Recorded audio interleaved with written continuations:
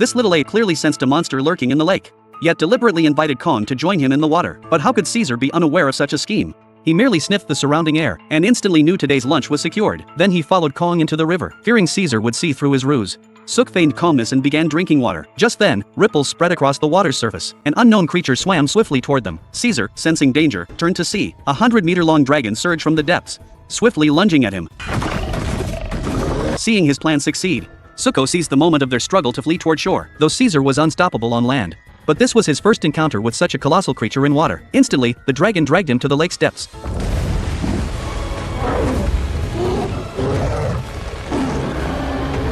Meanwhile, Suko was still desperately fleeing. Unexpectedly, Caesar's battle axe suddenly appeared before him. Before Suko could react, the dragon's head was hurled at him. He had expected a brutal beating from Caesar, but instead, Caesar merely picked up his axe, signaling Suko to continue leading the way. Suko, with his 800 schemes, could never have known that for Caesar, finding his own kind was worth enduring such trickery. It turned out Caesar had been searching for his tribe here for 2.5 years. Not only did he live each day barely fed, but he also faced the relentless pursuit of hundreds of yo dogs. The lead dog died instantly after triggering Caesar's trap. Caesar then activated the mountaintop trap. As boulders rolled down, the dogs tried to retreat, but it was too late. Caesar returned to his den with his spoils, hoping for a feast, only to discover a toothache. Just then, Caesar heard a distant roar echoing from the valley. He instantly realized it might be the call of his own kind. Following the sound, Caesar went to investigate, only to find it was just a parrot.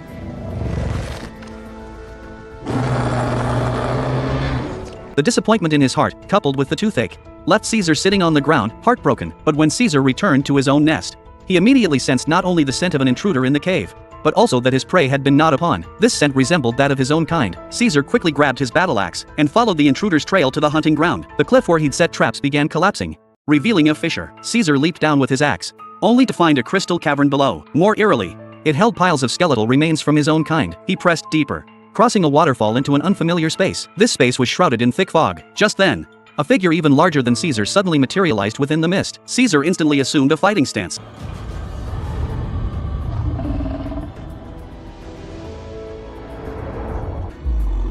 For the first time in a century, Caesar encountered one of his own kind. He lowered his weapon, intending to interact with this little one, but unexpectedly, the little ape bit Caesar's finger. As Caesar rose to pursue it, a giant ape appeared behind him. Before Caesar could react, 2 more giant apes pounced, pinning him to the ground. Though they shared the same species, these giant apes were no match for Caesar. Yet Caesar, driven by his quest to find his kin, showed mercy. After witnessing one giant ape fall off a cliff, Caesar reached out to save him. Unexpectedly, the ape grabbed a dagger and lunged at Caesar. Caesar kicked him off the cliff. Seeing the giant ape behind him preparing to flee, Caesar picked up a rock and hurled it at him.